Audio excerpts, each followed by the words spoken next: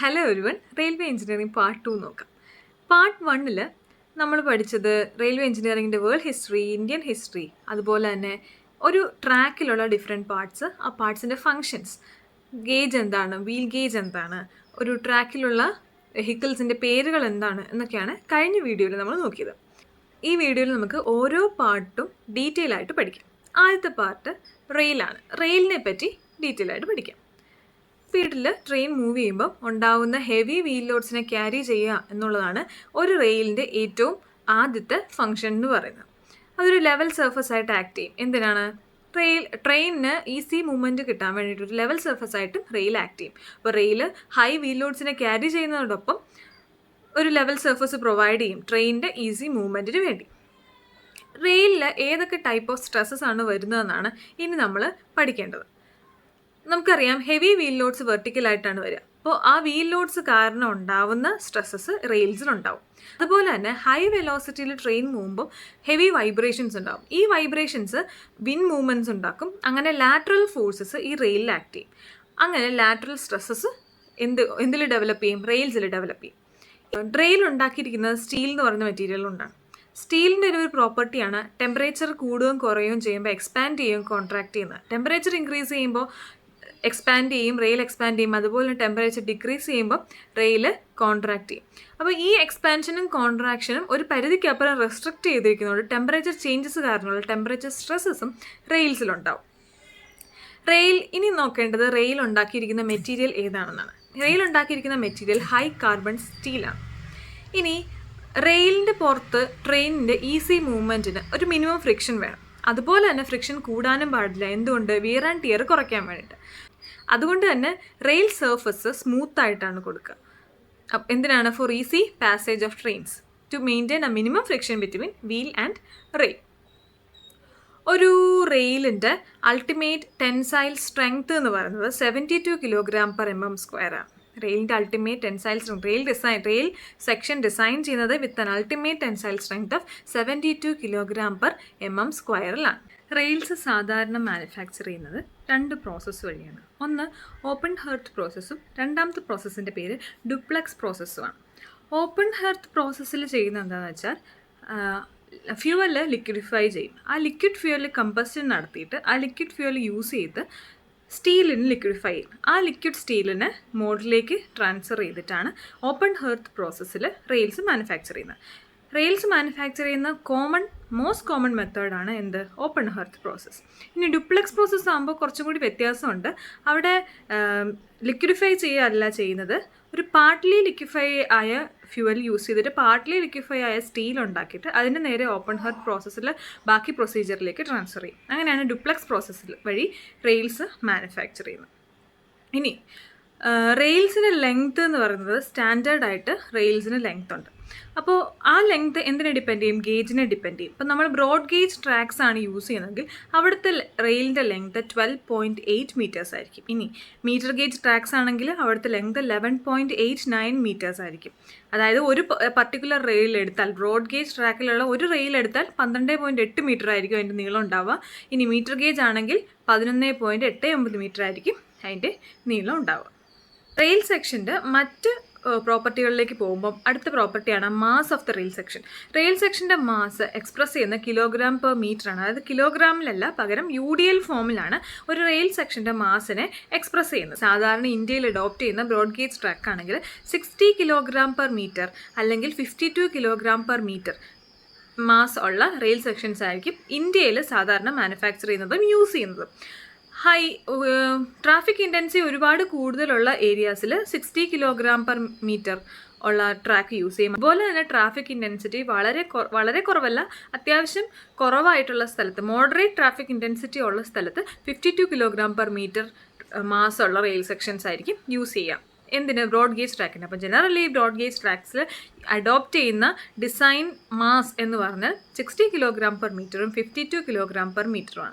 ഏത് മാസമാണ് rail section adopt ചെയ്യേണ്ടത് അല്ലെങ്കിൽ യൂസ് ചെയ്യേണ്ടത്, സെലക്ട് ചെയ്യേണ്ടത് എന്നുള്ളതൊക്കെ ഡിപ്പെൻഡ് ചെയ്തത് ഏത് ടൈപ്പ് ഓഫ് ലോക്കോമോട്ടീവ്സ് ആണ് ആ പർട്ടിക്കുലർ റെയിലിൽ കൂടി പാസ് ചെയ്യുക, അവിടുത്തെ ട്രാഫിക് ഇൻറ്റൻസിറ്റി എത്രയാണ്, അതുപോലെ തന്നെ ഗേജ് എത്രയാണ്, ഇതിനൊക്കെ അനുസരിച്ചാണ് റെയിൽ സെക്ഷൻ്റെ മാസ് നമ്മൾ സെലക്ട് ചെയ്യുന്നത്. ഇനി നമുക്ക് റെയിൽ ക്ലോഷേഴ്സ് എന്താണെന്ന് നോക്കാം. നമുക്കറിയാം length of rail section standard ആണെന്ന് നമ്മൾ പഠിച്ചു. അത് ബ്രോഡ് ഗേജ് ട്രാക്കിൻ്റെ കേസിൽ 12.8 മീറ്ററും മീറ്റർ ഗേജ് ട്രാക്സ് ആണ് യൂസ് ചെയ്യുന്നതെങ്കിൽ 11.89 മീറ്റേഴ്സാണ് സ്റ്റാൻഡേർഡായിട്ട് മാനുഫാക്ചർ ചെയ്യുന്ന റെയിൽസിൻ്റെ ലെങ്ത് എന്ന് നമ്മൾ പഠിച്ചു. ഈ ലെങ്തിലാണ് റെയിൽസ് മാനുഫാക്ചർ ചെയ്യപ്പെടുന്നത്.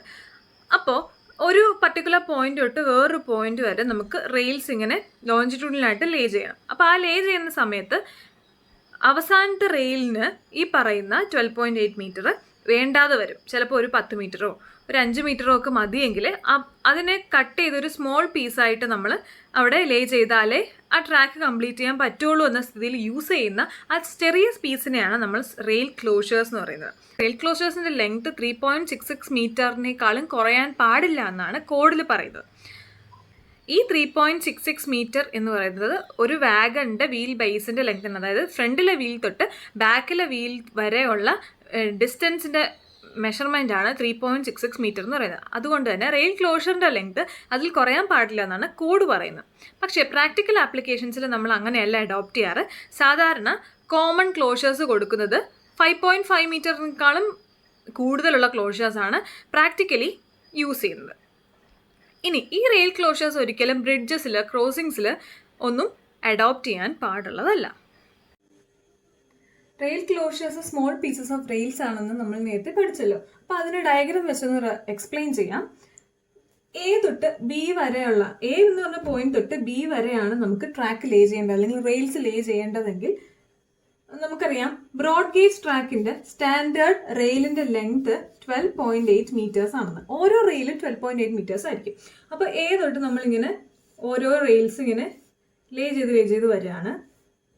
അങ്ങനെ ലേ ചെയ്ത് അവസാനം ബി എത്താറാവുമ്പോഴത്തേക്കും അല്ലെങ്കിൽ ആ എൻഡ് പോയിന്റിൽ വരുന്ന റെയിലിന് 12.8 മീറ്റേഴ്സ് വേണ്ട. അത് 12.8 മീറ്റേഴ്സിനേക്കാളും കുറവ് ലെങ്ത് മതി ആ പർട്ടിക്കുലർ ലെങ്ത് കംപ്ലീറ്റ് ചെയ്യാൻ വേണ്ടി. അപ്പം അങ്ങനെയുള്ള കേസിൽ കൊടുക്കുന്ന ചെറിയ പീസ് ഓഫ് റെയിലിനെയാണ് നമ്മൾ എന്ത് വിളിക്കുന്നത്? റെയിൽ ക്ലോഷേഴ്സ് എന്ന് വിളിക്കുന്നത്. ഏത് വസ്തു മാനുഫാക്ചർ ചെയ്താലും അതിൽ മാർക്കിങ്സ് കൊടുക്കുക എന്നുള്ളത് സർവ്വസാധാരണമാണ്. അതുപോലെ തന്നെ റെയിൽസിലും മാർക്കിങ്സ് കൊടുക്കും. അത് കൊടുക്കുന്നത് വെബിലാണ്. അപ്പോൾ ഇവിടെ ഒരു റെയിൽസിൽ സാധാരണമായി അതിൻ്റെ വെബിൽ കൊടുക്കുന്ന ഒരു മാർക്കിങ്ങിൻ്റെ എക്സാമ്പിളാണ് കൊടുത്തിരിക്കുന്നത്. 52 kg mm HSL 688 എന്നാണ് ഈ മാർക്കിങ്. ഇതിൽ നോക്കുവാണെങ്കിൽ ഈ 52 kg എന്ന് പറഞ്ഞാൽ അത് ഡിനോട്ട് ചെയ്യുന്നത് 52 kg per meter ആണ് ആ പർട്ടിക്കുലർ റെയിൽ സെക്ഷൻ്റെ മാസ് എന്ന് പറയുന്നത്. അതിൽ MM എന്ന് പറഞ്ഞാൽ ആ പർട്ടിക്കുലർ റെയിൽ ഉണ്ടാക്കിയിരിക്കുന്നത് മാംഗനീസ് സ്റ്റീൽ വെച്ചിട്ടാണ്, മീഡിയം മാംഗനീസ് സ്റ്റീൽ വെച്ചിട്ടാണ് ഉണ്ടാക്കിയിരിക്കുന്നത്. അതുപോലെ തന്നെ HSL എന്ന് പറഞ്ഞാൽ ഹിന്ദുസ്ഥാൻ സ്റ്റീൽ ലിമിറ്റഡ് ആണ് ആ റെയിൽ സെക്ഷൻ്റെ മാനുഫാക്ചറർ. ഇനി 6 എന്ന് പറഞ്ഞാൽ ഏത് മന്തിലാണ് അത് മാനുഫാക്ചർ ചെയ്തിരിക്കുന്നത്? റോമൻ 6, അതായത് ജൂൺ മന്തിൽ 1988 ഈ പർട്ടിക്കുലർ റെയിൽ സെക്ഷൻ മാനുഫാക്ചർ ചെയ്തിരിക്കുന്നതെന്നാണ് ഈ മാർക്കിംഗ് കൊണ്ട് ഉദ്ദേശിക്കുന്നത്. നമ്മൾ മുന്നേ പഠിച്ചിരുന്നു റെയിൽസ് ഉണ്ടാക്കുന്ന മെറ്റീരിയൽ ഹൈ കാർബൺ സ്റ്റീലാണ്. Ordinary high carbon steel generally use ചെയ്യുന്നത് സ്ട്രേറ്റ് ട്രാക്സിലാണ് എന്നറിയാം.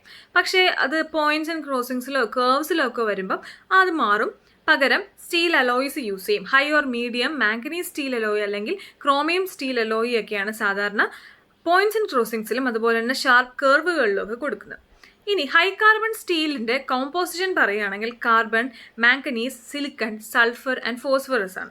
കാർബണും മാംഗനീസും ആണ് അതിലെ മേജർ കമ്പോണൻറ്റ്സ്. ഈ കമ്പോണൻറ്റ്സ് ആണ് ഹൈ കാർബൺ സ്റ്റീലിന് ഹാർഡ്നെസ് എന്ന് പറഞ്ഞ പ്രോപ്പർട്ടി കൊടുക്കുന്നത്. അപ്പം അതുകൊണ്ട് തന്നെയാണ് റെയിൽ ഉണ്ടാക്കുന്ന മെറ്റീരിയലായിട്ട് ഹൈ കാർബൺ സ്റ്റീൽ അഡോപ്റ്റ് ചെയ്തത്. എന്തുകൊണ്ടാണ്? വിയർ ആൻഡ് ടിയർ വളരെ കുറഞ്ഞിരിക്കാൻ വേണ്ടി ഹാർഡ്നെസ് കൂടിയ മെറ്റീരിയൽ സെലക്ട് ചെയ്തതാണ്. അപ്പോൾ കാർബൺ ആൻഡ് മാംഗനീസ് ആണ് ഈ ഹാർഡ്നെസ് എന്ന പ്രോപ്പർട്ടി ഹൈ കാർബൺ സ്റ്റീലിന് കൊടുക്കുന്നത്. ഇതുവരെ നമ്മൾ റെയിൽസിൻ്റെ പ്രോപ്പർട്ടീസും മറ്റ് ഫീച്ചേഴ്സുമാണ് ഡിസ്കസ് ചെയ്തത്. ഇനി വേരിയസ് ടൈപ്സ് ഓഫ് റെയിൽസ് ഏതൊക്കെയാണെന്ന് നോക്കാം. ജനറലി 3 ടൈപ്പ് ഓഫ് റെയിൽസ് ഉണ്ടെന്നാണ് പറയാറ്. Double headed rails, bull headed rails, flat wood rails. അപ്പം 3 ടൈപ്പ് ഓഫ് റെയിൽസ് ആണ് സാധാരണ ഉള്ളത്. ഡബിൾ ഹെഡഡ് റെയിൽസ് സാധാരണ പറയപ്പെടുന്നത് double headed rails, bull headed rails and flat food rails. ഈ ഡബിൾ ഹെഡഡ് റെയിൽസ് എന്താണെന്ന് ഡീറ്റെയിൽ ആയിട്ട് നോക്കാം. ഡബിൾ ഹെഡഡ് റെയിൽസ് നമ്മളിപ്പോൾ യൂസ് ചെയ്യുന്ന ബ്രോഡ് ഗേജ് ട്രാക്സിൽ നമ്മളിപ്പോൾ യൂസ് ചെയ്യുന്ന റെയിൽ എന്ന് പറയുന്നത് ഫ്ലാറ്റ് ഫൂട്ടഡ് റെയിൽസ് ആണ്. അത് ഉണ്ടാക്കിയിരിക്കുന്ന ഹൈ കാർബൺ സ്റ്റീലാണെന്ന് നമ്മൾ കുറച്ച് മുന്നേ പഠിച്ചതേ ഉള്ളൂ. അപ്പോൾ ഡബിൾ ഹെഡഡ് റെയിൽസ് ഉണ്ടാക്കിയിരിക്കുന്ന മെറ്റീരിയൽ റോട്ട് അയൺ വെച്ചിട്ടാണ്. ഇത് ആദ്യ കാലഘട്ടങ്ങളിൽ, അതായത് ഇന്ത്യയിൽ റെയിൽസ് റെയിൽസ് ആദ്യമായിട്ട് ലേ ചെയ്ത സമയത്ത് അന്നേരം യൂസ് ചെയ്തിരുന്നത് ഡബിൾ ഹെഡഡ് റെയിൽസ് ആണ്. ഡബിൾ ഹെഡഡ് റെയിൽസിൻ്റെ പ്രത്യേകത എന്താന്ന് പറഞ്ഞാൽ ഹെഡും ഫൂട്ടും, അതായത് ഇതൊരു ഐ സെക്ഷൻ ഗീഡറാണ്. റെയിൽ ഒരു ഐ സെക്ഷൻ ഗീഡറാണല്ലോ, അപ്പോൾ ഒരു ഹെഡ് ഉണ്ടാവും, ഒരു വെബ് ഉണ്ടാവും, ഫൂട്ട് ഉണ്ടാവും. അപ്പോൾ ഈ ഹെഡും ഫൂട്ടും ഐഡൻറ്റിക്കൽ ആയിട്ടായിരിക്കും ഡബിൾ ഹെഡഡ് റെയിൽസിന് ഉണ്ടാവുക. അതിൻ്റെ ഹെഡിനെ അപ്പർ ടേബിൾ എന്നും ഫൂട്ടിനെ ലോവർ ടേബിൾ എന്നും പറയും. അപ്പോൾ എന്തൊക്കെയാണ് ഓർത്തിരിക്കേണ്ടത്? ഡബിൾ ഹെഡഡ് റെയിൽസ് ഉണ്ടാക്കിയിരിക്കുന്ന മെറ്റീരിയൽ റോട്ട് അയൺ ആണ്. ഇതിൻ്റെ ഹെഡും ഫൂട്ടും അല്ലെങ്കിൽ അപ്പർ ടേബിളും ലോവർ ടേബിളും ഐഡൻറ്റിക്കൽ ആണ്. ഇന്ത്യയിൽ യൂസ് ചെയ്തിരുന്ന ഫസ്റ്റ് റെയിൽസ് എന്ന് പറയുന്നത് ഡബിൾ ഹെഡഡ് റെയിൽസ് ആണ്. ഇപ്പോൾ ഡബിൾ ഹെഡഡ് റെയിൽസ് യൂസ് ചെയ്യുന്നില്ല.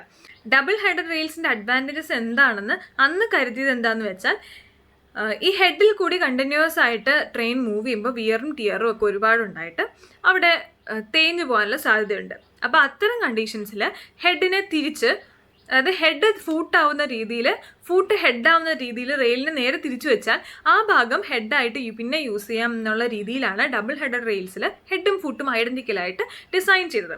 പക്ഷേ അത് അതിൻ്റെ ഒരു ഡീമെറിറ്റായിട്ട് മാറുകയാണ് ചെയ്തത്. അതുകൊണ്ട് തന്നെ ഇപ്പോൾ ഡബിൾ ഹെഡഡ് റെയിൽസ് ഒബ്സൊലീറ്റ് ആണ്, എവിടെ യൂസ് ചെയ്യുന്നില്ല. ഹെഡിൽ കൂടി കണ്ടിന്യൂസ് ആയിട്ട് ട്രെയിൻ മൂവ് ചെയ്യുമ്പം തേഞ്ഞു പോകുന്നത് കൊണ്ട് തന്നെ നമ്മൾ ഹെഡിനെ ഫൂട്ടായിട്ട് മാറ്റുമ്പം അവിടെ ഉള്ള സ്റ്റെബിലിറ്റി, അതായത് ആ പർട്ടിക്കുലർ റെയിലിൻ്റെ സ്റ്റെബിലിറ്റി, അതായത് ബേസ് ഫ്ലാറ്റ് ഇല്ലാത്തതുകൊണ്ട് അതിൻ്റെ സ്റ്റെബിലിറ്റി വളരെയധികം കുറയും. അപ്പോൾ റെയിൽസിൻ്റെ സ്റ്റെബിലിറ്റിനെ അത് ബാധിക്കും.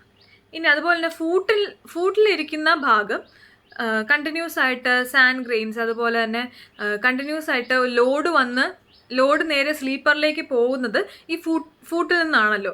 അപ്പോൾ ഫൂട്ട് ഡാമേജ് ആയി ഇരിക്കാൻ സാധ്യതയുണ്ട്. അതുകൊണ്ട് തന്നെ ഒരു സ്മൂത്ത് സർഫസ് ട്രെയിനിന് പോകാൻ പ്രൊവൈഡ് ചെയ്യാൻ വേണ്ടിയിട്ട് ഫൂട്ടിന് സാധിക്കാതെ വന്നിട്ടുണ്ട്.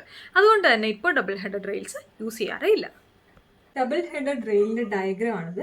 ഇവിടെ നമുക്ക് നോക്കുമ്പോൾ അറിയാം, ഇതാണ് അതിൻ്റെ ഹെഡ്, ഇത് ഫൂട്ട്. ഹെഡിന് അപ്പർ ടേബിൾ എന്നും ഫൂട്ടിന് ലോവർ ടേബിൾ എന്നും പറയും. ഹെഡ് റീജനും ഫൂട്ട് റീജനും ഐഡൻറ്റിക്കൽ ആയിട്ടുള്ളതാണ് ഡബിൾ ഹെഡഡ് റെയിൽസ്.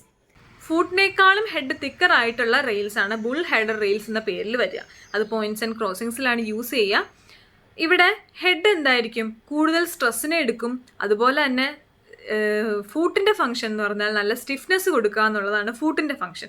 സ്ട്രെസ് എടുക്കുന്നത് ഹെഡും സ്റ്റിഫ്നെസ് കൊടുക്കുന്നത് ഫൂട്ടും എന്ന രീതിയിലാണ് ബുൾ ഹെഡഡ് റെയിൽസ് ഡിസൈൻ ചെയ്തിരിക്കുന്നത്. ഇപ്പം നമ്മൾ പ്രാക്ടിക്കലി യൂസ് ചെയ്യുന്നത് ഫ്ലാറ്റ് ഫൂട്ടഡ് റെയിൽസ് ആണ് കോമൺ ആയിട്ടുള്ള എല്ലാ സ്ഥലത്തും. പോയിന്റ്സ് ആൻഡ് ക്രോസിങ്സിൽ ഒഴികെ സ്ട്രെയിറ്റ് ട്രാക്സിലും കർവ്സിലും ഒക്കെ നമ്മൾ ഫ്ലാറ്റ് ഫൂട്ടഡ് റെയിൽസ് ആണ് യൂസ് ചെയ്യുക. അത് ഇന്ത്യയിൽ മാത്രമല്ല, വേൾഡിൽ തന്നെ 90% ഓഫ് ദ ട്രാക്സും ഫ്ലാറ്റ് ഫൂട്ടഡ് റെയിൽസ് ആണ് ഇപ്പോൾ. ഇത്തരം ഫ്ലാറ്റ് ഫൂട്ടഡ് റെയിൽസ്, ആ പേരിൽ നിന്ന് നമുക്ക് മനസ്സിലാവും, ഇതിൻ്റെ റെയിലിൻ്റെ ഫൂട്ട് വൈഡർ ആയിരിക്കും, ബേസ് വൈഡർ ആയിരിക്കും ഹെഡിനേക്കാളും. ഈ പർട്ടിക്കുലർ റെയിൽ ഇൻവെൻറ്റ് ചെയ്തത് ചാൾസ് വിഗ്നോൾസ് ആണ്. അതുകൊണ്ട് തന്നെ ഇതിനെ വിഗ്നോൾസ് റെയിൽസ് എന്നാണ് വിളിക്കുന്നത്. ബുൾ ഹെഡഡ് റെയിലിൻ്റെ ഡയഗ്രാം ആണിത്. ഇവിടെ ഹെഡ് റീജനും ഫൂട്ട് റീജനും ഐഡൻറ്റിക്കൽ അല്ല. ഫൂട്ടിനേക്കാളും വൈഡർ ആയിരിക്കും ഹെഡ്. ഫ്ലാറ്റ് ഫൂട്ടഡ് റെയിൽസിൻ്റെ ഡയഗ്രാം ആണിത്. ഇവിടെ നമുക്ക് നോക്കുമ്പോൾ അറിയാം, ഫൂട്ട് ഭയങ്കര വൈഡറാണ്, ഹെഡിനെ അപേക്ഷിച്ച് നോക്കുമ്പോൾ ഭയങ്കര വൈഡറാണ്. ഈ ഫൂട്ടാണ് റെയിൽസിനെ ഓവർടേൺ ചെയ്യാതിരിക്കാൻ വേണ്ടി ഹെൽപ്പ് ചെയ്യുന്നത്, സ്റ്റെബിലിറ്റി കൊടുക്കുന്നത് ഈ